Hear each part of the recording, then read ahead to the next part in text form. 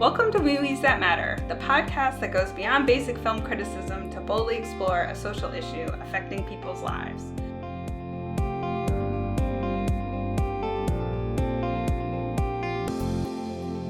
I'm Nicole, and with me today is... Garret. And what are we overanalyzing this week? The movie If. So, written and directed by John Krasinski, it's about a young girl who goes through a difficult experience and begins to see everyone's imaginary friends who have been left behind as their real-life friends have grown up. So, before we talk about the movie, I want to set up question. Did you have an imaginary friend? You know, I actually asked myself that before this podcast because I was like, did I actually ever have an imaginary friend? I don't think I did. But I had lots of scenes where there were imaginary characters, but never a constant friend. How about you? I did. He was a little boy. His name was Bako. I don't know why. So yeah, I did have an imaginary friend. Yeah. As a psychologist, I actually tried to do a little digging into the prevalence rate of imaginary friends. And there is basically no rhyme or reason that research has shown why a person has an imaginary friend or why they don't. Trauma is often the most inclusive time, but there was not a clear significance for... Yeah. So it's interesting because I was doing a little digging trying to be I wonder actually who has imaginary friends the most. And there was actually no rhyme or reason why people have imaginary friends. So, yeah. It was a good little deep dive into some research at 4 a.m. this morning. Nice. All right. So what did you think of the movie? What a delightfully charismatic movie is what I thought. I don't know that I have great bolsters in the way of the writing or the way of it's not even the interactions between the actors. But it was just delightfully charismatic that did make me cry at a movie theater. And so it's I resonated with this movie quite a bit without it being my favorite movie ever. Yeah, this one is so tough because the reviews on it it was one of those ones where the critic reviews were pretty negative. The audience reviews on Rotten Tomatoes were pretty positive. And I'm kind of it had its flaws, which we'll get into, but I felt like it was genuinely weird, which I appreciated. Yeah, it was not anything it was not a Disney movie. It was it was its own thing. It had its own aesthetic, and it had its own tone, and it tried to do something, and I was that's good enough for me. And it didn't... My greatest fear every time I see Ryan Reynolds in the movie is he's going to be the same person. And I actually thought, this is a little not on the nose for Ryan Reynolds. He was actually more serious than I thought he could have been. Yeah.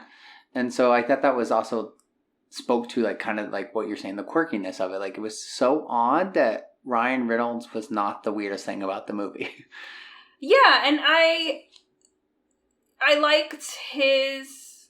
sort of put upon kind of affect as to this whole thing, and that, it wasn't this saccharine sweet person. You had that a little bit with the teddy bear with the Louis Gossett Jr. character, but I was glad that they went a different direction with Ryan Reynolds' character. Yeah, and usually he makes these snarky one-liner remarks on every scene, and it's that's his whole character. Right? I'm the sassy one. Yeah. And he wasn't. He was actually I think the beginning scene, he was this overly sassy, committed to the part, I've got to be this character. But the movie was weird and quirky in the right ways that I wasn't expecting. I actually expected it to take a very different direction until I sat down and saw it. And I was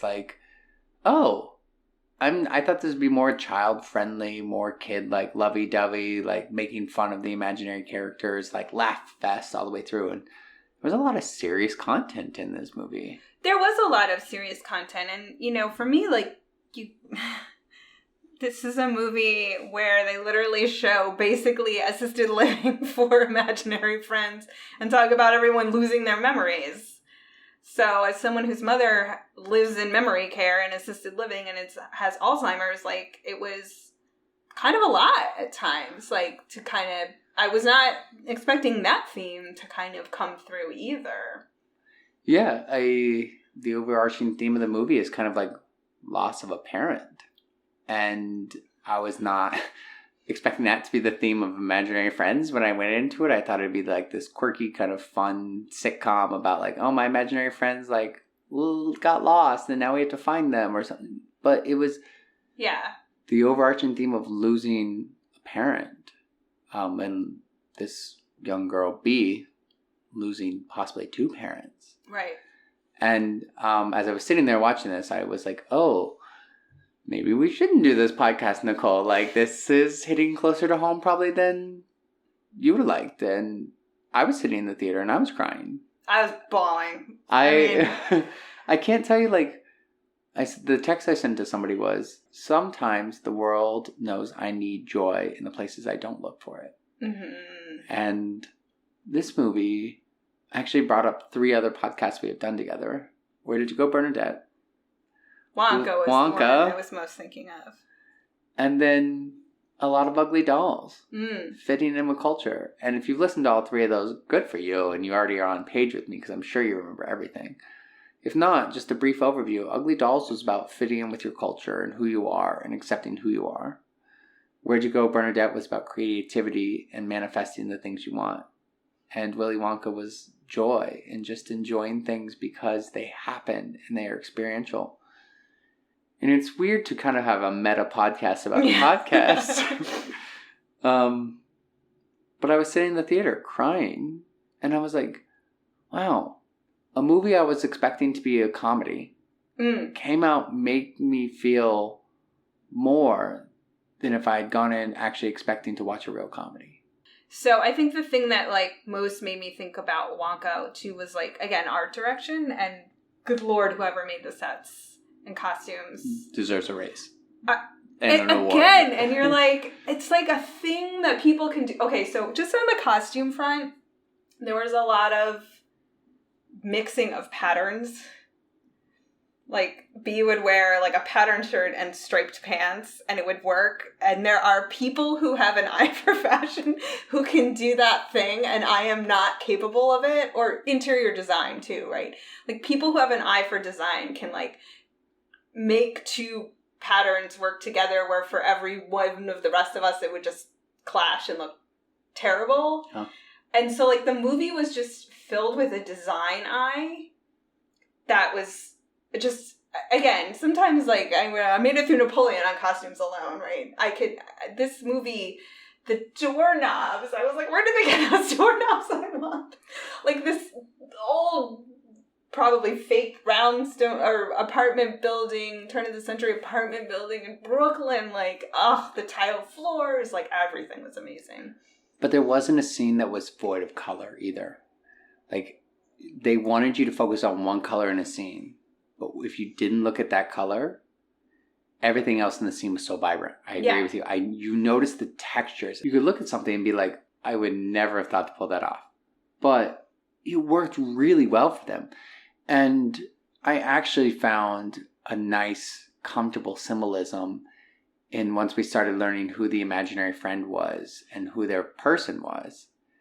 They were dressed similarly. Mm-hmm. And so even manifesting the idea of what they look like, their textures, their patterns, the shape of someone's fur, his curly hair, like the way that they all interacted together. The brooding eye with the private detective imaginary friend. It worked really well. And you could tell somebody spent a lot of time looking at every scene, making sure the light hit something right, making sure that patterns were highlighted, textures were highlighted.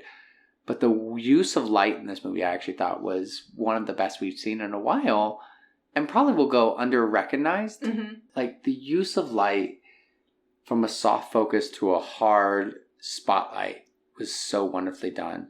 Warm light emanating from people and then shifting to the inanimate object, which is the imaginary friend, or I guess it was actually an immanent object at this point. But was just so nice to watch. I really enjoyed the use of like technical design, set design, the way windows reflected. I don't know if you noticed, but almost every reflection never showed an imaginary friend. Yeah.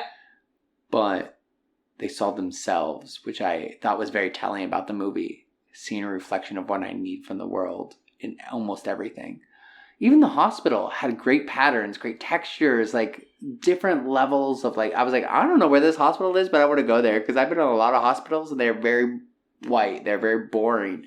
This one felt like you were connected. The rooms were, everything was almost like it had another corner to it, another maze, another side. And I agree with you. I think that was like really intentionally done by set designers and it blew me away. When she remakes the Memory Palace with her imagination, they cut back. I didn't notice it when she did it until they cut back. It's the blue walls. The color scheme is the same as the bedroom in her grandmother's apartment. Yeah. And it was like little touches like that. Like, again, I'm with you. Like, some of the critics complained about the world building. In some ways, it wasn't spot on. But from anything, again, from the design and technical perspective, somebody really thought through what they wanted this movie to look like. Yeah, and I think part of the world building that we missed is the point of the story. It's someone's imagination. Yeah. It doesn't need to make sense. It doesn't need to look a certain way. You're mad at something because it doesn't look the way you thought it would look. That's the whole point. Like, it's her imagination creating all these spaces. So I thought we got a very nice, vivid view of what she was thinking, she was feeling. And somebody spent a lot of time in an imaginary character's head thinking about what they would think, feel, and portray. And that is really great dedication because it came across on set to me in the set design, the clothes, like the littlest details, the stripes in a jacket, the when she's having a recreation of her own vision, he's on this imaginary TV. The stripes in the curtains are the same stripes that Cal is wearing at the time. Yeah. And so like she sees these details everywhere. Her imagination is recreating them in different places, different spaces, which brings me to the point of her grandmother's room, which is like, this was a safe space for her. So she recreated that safe space as part of her imagination. Yeah. And it's like, again, even within the way that the contrasting worked together, the imaginary friends were all so different. And you had this like Blossom, spoilers ahead, she reflects a different time period, right? So she's got this sort of very 20s Betty Boop almost type drawn, and there are characters who look more like a Pixar character and more like a Disney character. Like every type of design aesthetic for the imaginary friends as well, up to and including someone who looked like an actual human being, which I thought was good as well. Yeah, we saw 2-dimensional to 3-dimensional. Yeah. We saw a bubble all the way down to like a shadow. Right. But we also saw a real human. Right. Who was an imaginary friend. Or an imaginary friend who looked like a human, I should say. And then we also saw like a stuffed animal. Like the things that would range in our... And then we didn't even see one, which I thought was one of the best gimmicks of the entire movie. Every time we didn't see that Keith. Ending killed me. I gotta say, I didn't see that one coming. That was his imaginary friend. Yes, it was so good. Keith, I was like, oh my god! I thought I was done crying. Like I said, this is such a charming movie to watch. Like, I cried. I had a good time. It served its purpose. It was such a connection, and I think it could have gone deeper in the plot, of course. It could have explained a little more. It could have given a little more backstory. I want to credit, first and foremost, Kaylee Fleming, who played Bee. Like, she was terrific. She was so good in shepherding this movie along. I actually thought the little kid in the hospital bed was not very good. And he got... It was too scripted. Yeah. His name was Ben. Yeah. And it was very like, it was a scripted character who needed comedic relief to engage. As a child actor, it felt like he was reading his lines like he wasn't very good. But she was really great to be the center of the film. She carried it and she did an excellent job. So I would say like so much credit goes to her for how well the movie came out. in portraying so many different emotions and, you know, having a big dance number and just like all the things that she had to do. So yeah, it's tough to have a child actor carry a film that way. And when I say carry, like there wouldn't have been a film without her. I mean, she was in almost every scene. Like she literally had to, and because of the content of the movie, she had to express every emotion. She had to express them in order to be able to interact with the imaginary friends. And so I agree with you. She didn't just carry the film, she embodied the film. I felt like I was living her imagination at times. And I was like, oh, this is so lucky to be here to see this with you, because I could feel what she was feeling. Yeah. Because if she didn't match that, it would have felt flat for me. Right. And I think, too, to your point, like, the movie does such a good job of, like, helping you identify with B that, sure, now we're doing a dance number. Like, I don't need to pick it apart. Like, I again, we've talked about this before. I know my job is to pick it apart, and I have done. But, like, at a certain point, a good movie just carries you along the ride. You can pick it apart afterwards, but I was just for it while it was happening, and I had fun with it, and I guess I felt a little disappointed how much people seem to want to dislike this movie. But I think that speaks to also people's need to have control, structure, and I couldn't imagine that being that way. I actually felt a little pity when I was reading some of the reviews today. I was like, it feels like your imagination might be stifled, not your ability to engage with content. Because they were like, I couldn't get it. I couldn't place myself there. It didn't land for me. Like, okay, so we all have imaginary friends when we're going through something traumatic. Big deal. I was like, no, you missed the point. Sometimes you need to just disconnect from reality because it's too much. And that disconnect doesn't have to make sense. It doesn't have to be this idea of perfect coping. I mean, this movie for me was a metaphor for coping mechanisms, 100%. It's okay to be stuck in a childlike wonder. It's okay to understand that things are going to be hard. And it's okay to have somebody you create to go through that with you. But don't ever forget that those things made you who you are, too.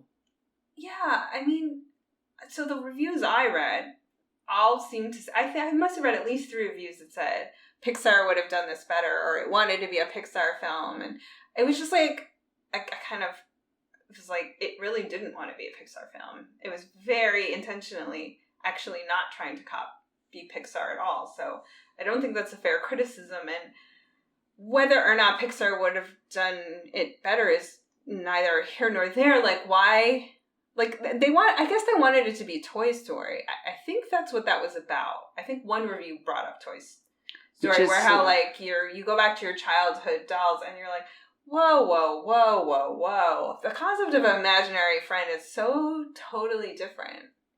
And maybe that's it. I think even the movie itself lends to the point of, you're going to grow up. You're going to become an adult. That doesn't mean you have to let go of the wonder and creativity and imagination you had as a child.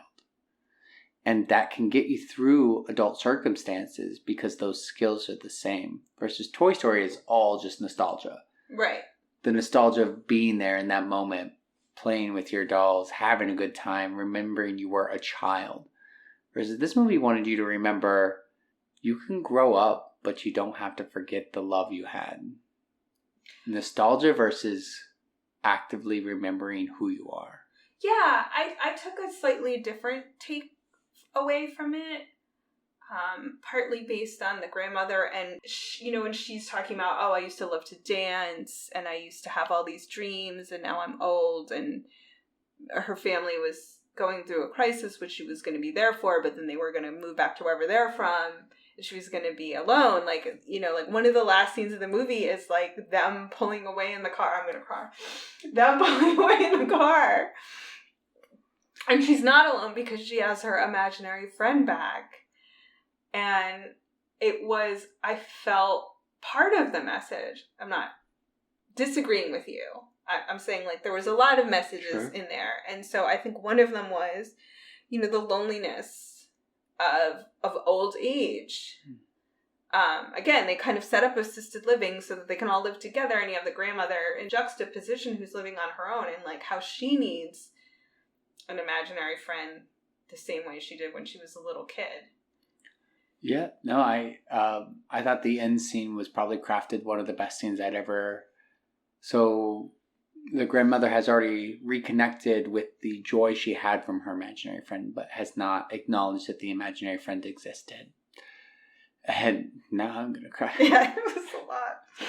The end scene is a man who had just recovered from what we can only imagine is open heart surgery. Or a transplant. I was never clear. It was something to do with his heart was wrong. And his daughter had just been through the loss of their mother years ago. Or her mother, his wife. And this grandmother had gone through losing, presumably, either her daughter or her daughter-in-law, and losing kind of connection, it sounded like, with her grandchild, and reconnecting with both her presumably son and her granddaughter, but also then getting to reconnect with a part of her soul.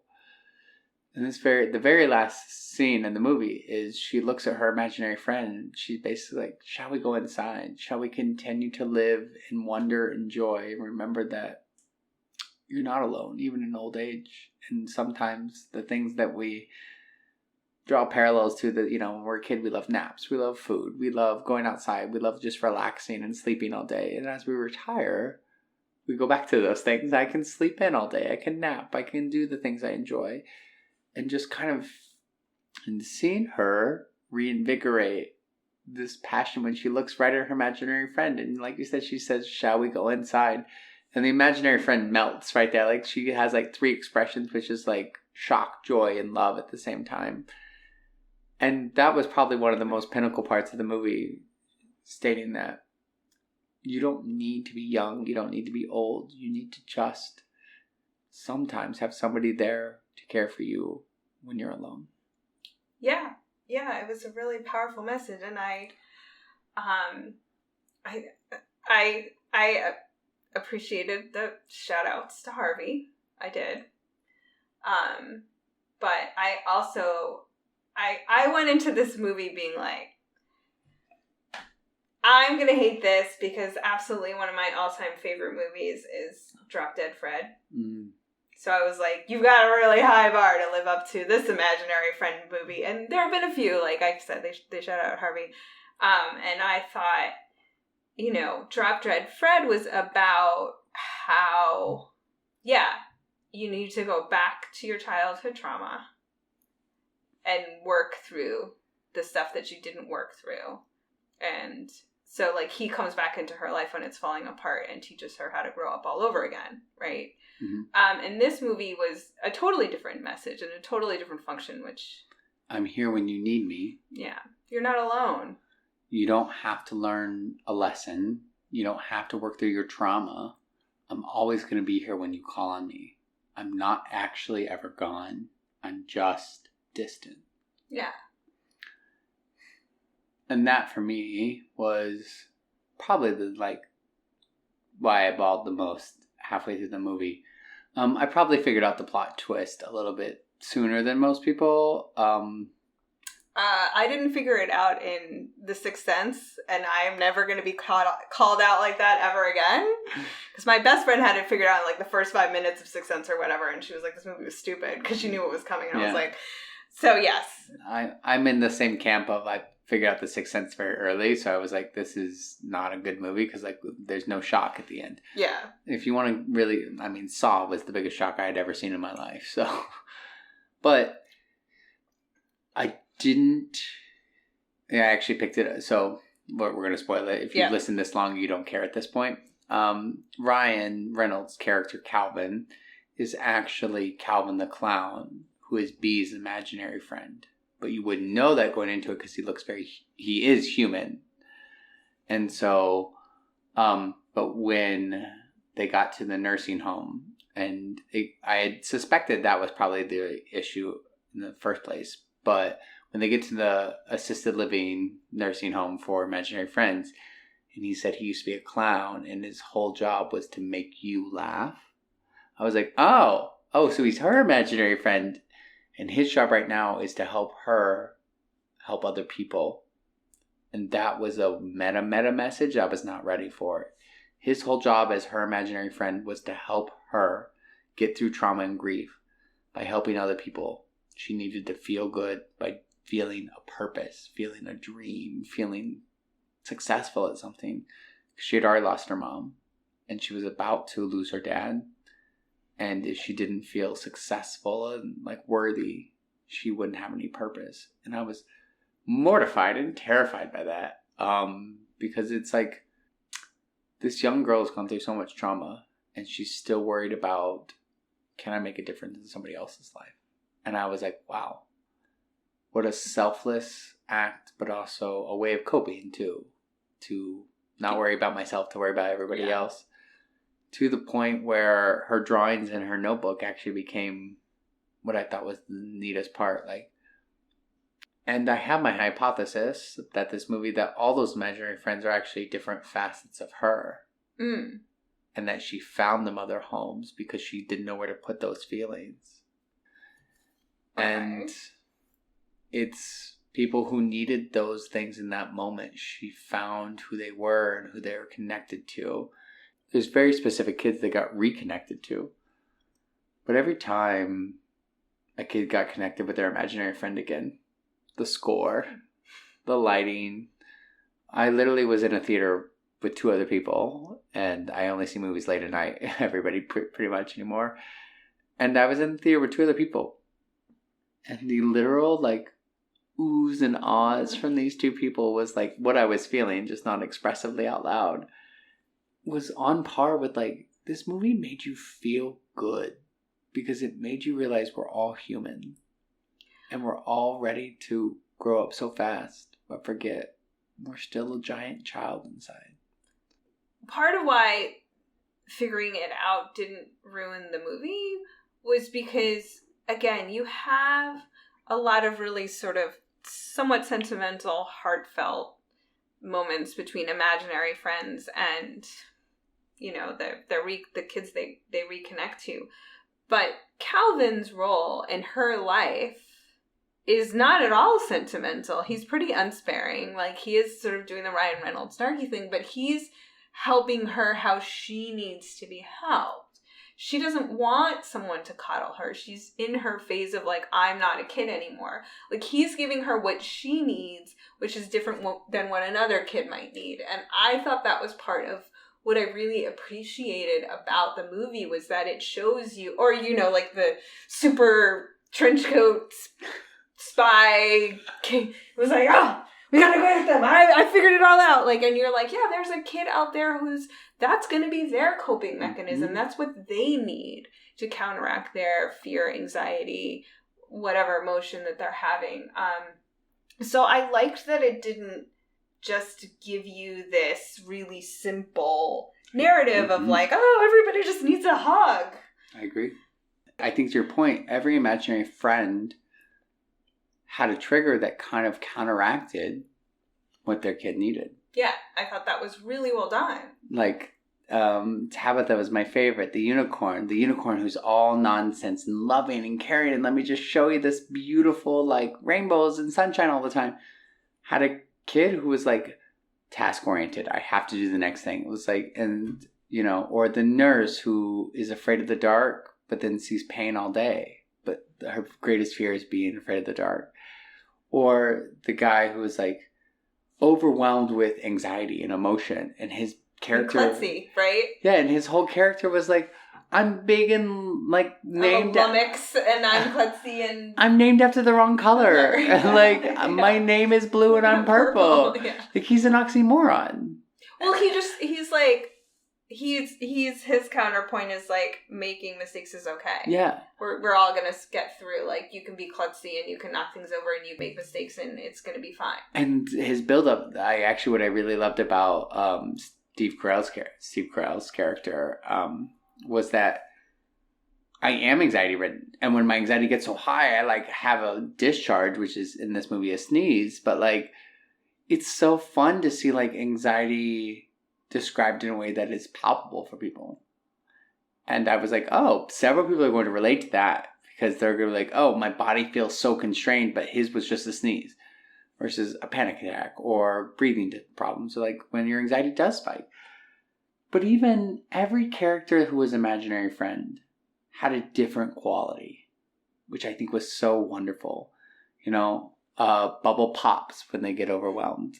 Superdog can protect anybody. Oh, yeah. Including Poughkeepsie. Poughkeepsie. That was my favorite. Like, come on, Poughkeepsie. You know. Yeah. And even the teddy bear. He was like, I've been here for the longest time. I'm here to see people through. I've seen a lot of people through this.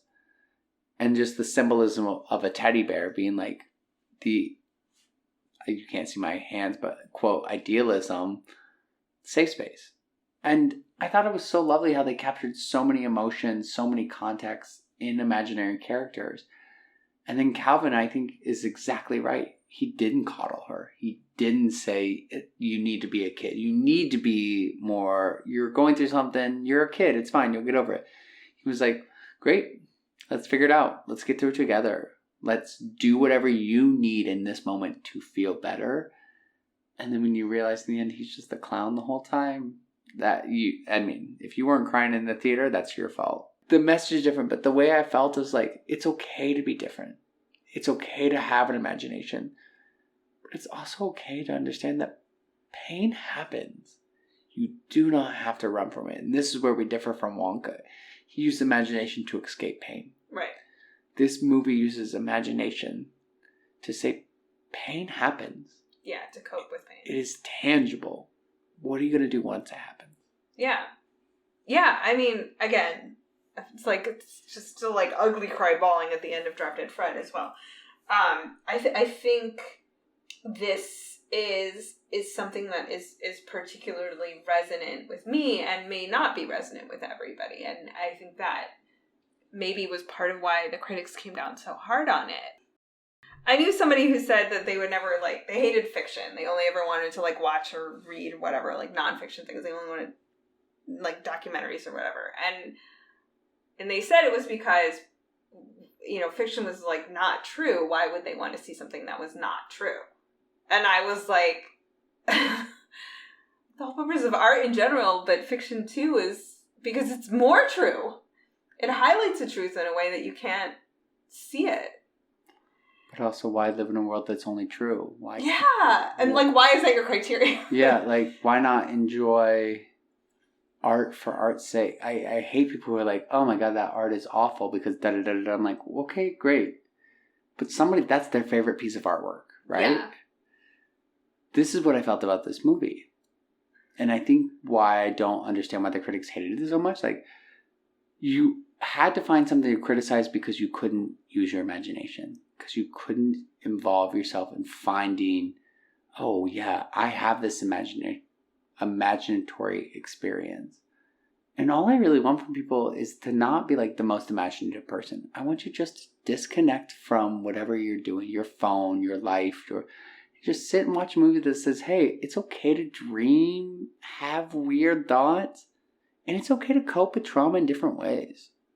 And it doesn't have to be trauma, right? It's okay to difficult times. Disassociate just because you want to. Daydream just because it's a sunny day. I don't care. But allow yourself to. When we were kids, we did this all the time. We didn't. Maybe not all of us had imaginary friends, right? But we all had imagination. And one thing I think we lose as adults often is now we have to be so structured, so routine, so straightforward, so narrow focused that we lose it's okay to sit at your desk once in a while. No, scratch that. It's okay to sit at your desk, period. Daydream. Have a good time. Enjoy who you are. And think, wow, I wonder what it's like if broccoli got legs all of a sudden. Or I wonder what it was like if I could speak to a dolphin. I think there's something so lovely about the idea of recapturing this part of your childhood into adulthood as a source of comfort and love. And I think it's interesting that you didn't find in the research that it was all kids from broken homes or whatever. I can't say that my childhood was particularly unhappy. I don't know. I just had an imaginary friend because I had an imaginary friend. So yeah, like that you want to kind of go back to that like childhood part of yourself later in life. And that, you know, I think, again, there's a strong undercurrent of like loneliness too for a lot of the characters, feeling like they're going through something by themselves and their imaginary friend makes them feel less alone. I also thought that was a nice parallel to be like, it's not just the person who's grown up. The imaginary friend is now lonely. Yeah. And real or not real doesn't matter at that point. Someone feels lonely because they've lost something they've had for a long time. And everyone who's listening to this podcast can relate to that. And so you don't just feel for the humans. You actually feel more for the imaginary friends because... Oh, yeah, you do. Losing someone who is so special to you, who you know everything about, whether it's friendship, relationship, your parent, your sibling, your dog, like losing someone. Not losing. Being forgotten. You're right. It's being forgotten. That is the unique pain that they are going through. They have lost this relationship and that person doesn't even remember that they were in their lives. And I can't think of anything worse. Because losing someone means you can process. Being forgotten means there's no answers. It's bigger than that. It's being forgotten means that you question your impact. What was even the point of me being here, right? Like, they don't even remember that I was a part of their life. Obviously, I'm getting emotional again because this is something I think about a lot with my sister. Like, I know because I see the posts every single year you make for your friend that you lost from college or from high school. College. Yeah. And it's like, the whole idea that the world is going to forget that they were here is really upsetting. Like, it's a separate component of grief. Like, it's the idea that, like, people will forget them. And I live in that fear for my sister, and it's really hard. And the promise I made Jared when he passed, there's a song called The Man, and it says, I'm the man, I'll tell the world who I am. And as I get older and I tell people, they're like, thank you for sharing, basically, but I don't get it. And I'm like, maybe it's not for you to get. Maybe it's for me to process still how I'm feeling in that moment, that time, to remind you that you didn't need to know him. I did, and hopefully that's enough.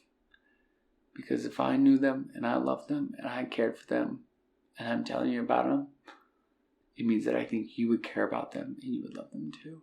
But at some point, this movie is about grief, coping, loss, and understanding that you don't need to process your trauma to the extent of being done with it. You need to understand that there's always going to be someone there to care for you, whether that's a real person or an imaginary friend. It doesn't matter because the end result is the same. Someone is always going to watch out for you.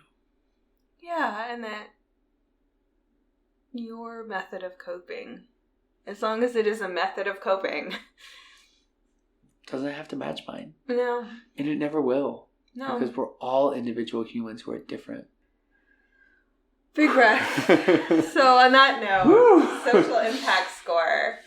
I think it's done fairly well at the box office. It seems like we always try to do a kids movie that's never a kids movie. I know. Well, so there was like a little girl and her mom behind me, and the little girl was like having a freak out because she wanted a toy that her mom would buy for her. But I was like, "Did you like the movie?" And she's like, "Yeah." I'm like, I didn't get like a great kids opinion on this one, but like I said, I saw it late at night with only adults. So, social impact score. I have 2 scores actually for the first. Okay.